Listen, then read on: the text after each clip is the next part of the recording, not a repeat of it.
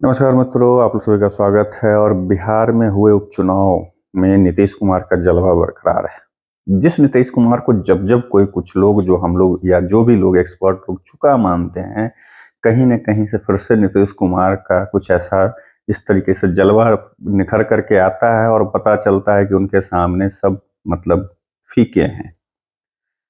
4 विधानसभा जो उपचुनाव हुए उसमें 3 विधानसभा पे राजद का कब्जा था, महागठबंधन का कब्जा था। लेकिन आज जो रिजल्ट आए, जो परिणाम आए हैं, उन चारों सीटों पे एनडीए की जीत हुई है और राजद की, महागठबंधन की हार हुई है। और इतना ही नहीं कि हाँ, बहुत कम मार्जिन से, कहीं भी अगर देखें तो सभी जगह मिला-जुला कर मार्जिन ठीक-ठाक रहा है। एक एक जगह या 2 जगह को छोड़ दें तो मतलब एक बे यहाँ पे इमामगंज और एक जगह और है जहाँ पे बीजेपी के अशोक कुमार जीते, वहाँ से, रामगढ़ से। ये 2 जगह छोड़ दें तो बाकी जगह जो है, दोनों जगह चाहे वो बेलागंज की बात कर लें या तरारी की बात कर लें, ये सभी जगह अच्छे तरीके से एनडीए ने जीत दर्ज की है। अब सवाल उठता है कि नीतीश कुमार में ऐसी क्या बात है कि जिस नीतीश कुमार को अब लोग समझ लेते हैं, जितने राजनीतिक पंडित हैं ये समझते हैं कि नीतीश कुमार के बस अब समाप्त होने वाले हैं, अब नीतीश कुमार का जलवा खत्म हो गया, अब नीतीश कुमार अब यहाँ से ऊपर नहीं उठ पाएंगे।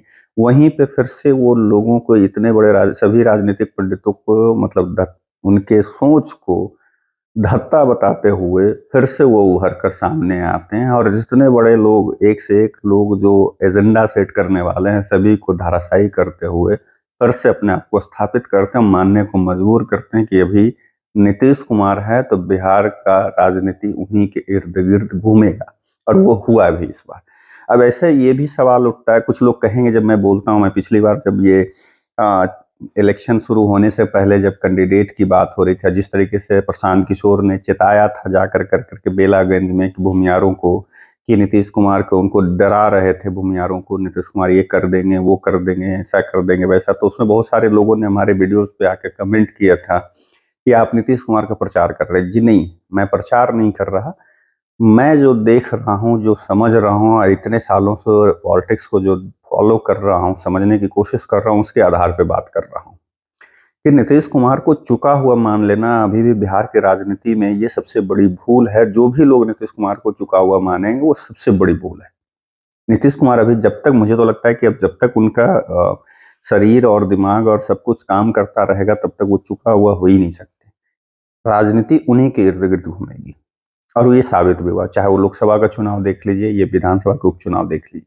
ये सेमीफाइनल था और इस सेमीफाइनल में अच्छे मार्जिन से, मतलब जो है, एनडीए ने जीत दर्ज करी है। तो इसको देखते हुए फाइनल, अगर यही समन्वय एनडीए में रहता और यही एनडीए का स्वरूप रहता है 2025 के विधानसभा चुनाव तक, तो एनडीए की स्थिति यही होगी और महागठबंधन की जो हुई है वही होने वाला है। अब इस बीच में एक सवाल उठता है प्रशांत किशोर का। जैसा मैंने कहा, प्रशांत किशोर की नई पार्टी है, पहली बार चुनाव लड़ रहे हैं। अभी 1-2 महीने पहले वो, 2 अक्टूबर में, 2 महीने नहीं, 1 महीने पहले, 1.5 महीने पहले वो, या कहें तो चुनाव से कुछ 1 सवा महीने पहले अपनी पार्टी का उन्होंने गठन किया 2 अक्टूबर को। उसे देखते हुए कह सकते हैं कि उनका परफॉर्मेंस ठीक-ठाक रहा। ठीक है, उनकी बड़ी-बड़ी बातें, बड़बोलापन का जवाब था। जो कहते थे कि हम विधायक बनाते हैं, हम सांसद बनाते हैं, हम मुख्यमंत्री बनाते हैं, हम प्रधानमंत्री बनाते हैं। ये उनके अहंकार की बोली थी, जिसको कि जनता ने नकार दिया। ये आपके बस का नहीं है, ये हमारे, हम जिसे चाहेंगे उसे बनाएंगे। जनता ने उन्हें ये सही तरीके से जवाब दिया है। तो शायद अब जो है रियलाइज करना होगा प्रशांत किशोर को, इस तरीके से अहंकार भरा शब्द जो है प्रयोग मत किया कीजिए, अहंकार वाली बोली नहीं बोला कीजिए। और इतना ही नहीं, प्रशांत किशोर ने जो पहले कहा था, पार्टी गठन होने से पहले जब जनसुराज पदयात्रा उन्होंने निकाली थी और उस समय जो उन्होंने कहा था, और पार्टी गठित होने होते आते आते समय वो सारे चीजों से यू टर्न लेना शुरू कर दिए, जिसके वजह से भी ये स्थिति बनी। कैंडिडेट, मैंने पहले भी बोला था कि सही उम्मीदवार उन्होंने चयन नहीं किया और उन्होंने जो वादा किया था, जो दावा किया था और जो तंज कसते थे तेजस्वी यादव जी के ऊपर कि पढ़े लिखे कम हैं, तो ये हैं, हम जो देंगे वो बहुत इंटेलेक्चुअल हम देंगे, बहुत पढ़ा लिखा हुआ उम्मीदवार देंगे और वो विकास करेगा। ये ज़रूरी नहीं कि पढ़ा लिखा हुआ ही विकास करेगा, विज़न होना चाहिए, दिमाग होना चाहिए, आईक्यू सही होना चाहिए, वो भी कर सकता है। ये शायद प्रशांत किशोर भूल गए थे। तो जो उम्मीदवार उसके बाद उन्होंने दिया वो सभी 10th-12th ही दिया उन्होंने, कोई ढंग का उम्मीदवार नहीं दिया। उसमें भी उन्होंने जाति देखी, उसमें भी उन्होंने धर्म देखा, तब जाकर के तो आप अलग नहीं थे प्रशांत किशोर जी, जिसके वजह से आपको ये देखना पड़ा।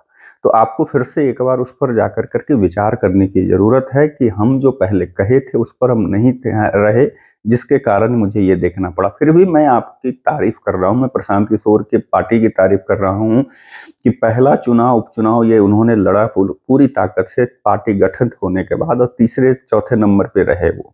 एक जगह पे चौथे नंबर पे रहे, बाकी 3 जगह पे तीसरे नंबर पे रहे। मिला-जुला के ठीक-ठाक वोट मिला है। तो एक नई नवेली पार्टी, और जो चुनाव लड़ रहे थे, ये नहीं कि हाँ, वो अचानक से बहुत ऐसा हो सकता है उस एरिया में वो फेमस होंगे, मानते होंगे, लेकिन ना देखा जाए तो गठबंधन नहीं, एक तरफ 2 बड़े-बड़े गठबंधन के बीच में उतना वोट लाना, ये अपने आप में बहुत बड़ी बात होती है। तो ये प्रशांत किशोर के लिए राहत भरा एक खबर है, या राहत भरी एक ये स्थिति रही है उनके लिए। लेकिन बाकी देखें तो प्रशांत किशोर के बड़बोलेपन का जो जवाब उनको जनता ने दिया, उनको सबक लेने की ज़रूरत है। और वो जो कहते हैं, बार-बार उनके जो बयान आते हैं, आज कह रहे हैं, आज उनका बयान आ रहा है कि हाँ, मैं मानता हूँ कि नीतीश कुमार और भाजपा को जनता स्वीकार करती है और कर रही है। तो ये चीज़ पहले आपको समझना चाहिए।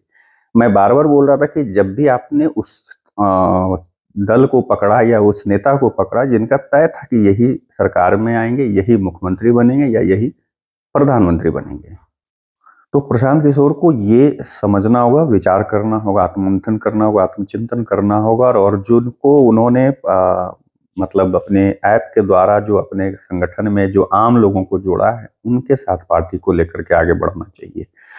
और जैसा मैंने बोला कि जो पहले से जीतने वाले थे, आपने उनका साथ देकर के अपने आप को बड़ा रणनीतिकार मान रहे थे, लेकिन अब इस बार जो आपकी रियल एग्ज़ामिनेशन हुआ, रियल परीक्षा हुई आपकी, तो आप उसमें फेल कर गए। लेकिन कुछ हद तक मैं मानता हूँ कि आप पास भी किए हैं, खैर।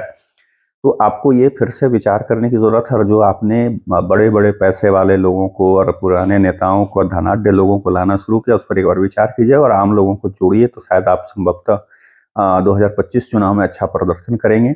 और आपके ऑफ़िस से जो कॉल जाता है ना सब जगह, मुझे भी कॉल आया था कि हम पढ़े-लिखे हुए लोगों को, मैंने जब सवाल किया था कि भाई जो पहले से लोग जुड़े हुए हैं, उनको आप मंच पे जगह नहीं आपके नेता दे रहे हैं, और नए लोगों को, जो बड़े-बड़े लोग हैं या जो पहले से पॉलिटिक्स में वहाँ पे लोकल में रहे हैं, या वो किसी तरह की उनकी दूसरी छवि है, वैसे लोगों को ला कर के आप मंच पे बिठा रहे हैं, और पुराने लोगों को नीचे बैठा रहे हैं, कार्यकर्ता की तरह दरी उठाने का काम करवा रहे हैं।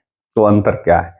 उस पर आपके पार्टी के जो वहाँ से कार्यालय से जो कॉल आया, जिस बंदे ने मेरे से बात करी, उसने एक ही जवाब दिया कि भाई हम पढ़े-लिखे हुए लोग को ला रहे हैं। यानी कि उसका कहना था कि जो ओवर द फ़ोन हमारे साथ जुड़े हैं या वो ऐप के द्वारा जुड़े हैं, वो पढ़े-लिखे हुए नहीं हैं। तो ये भी आपको सोच बदलनी होगी अपने लोगों की और अपनी खुद की, तब जाकर के अच्छा करेंगे।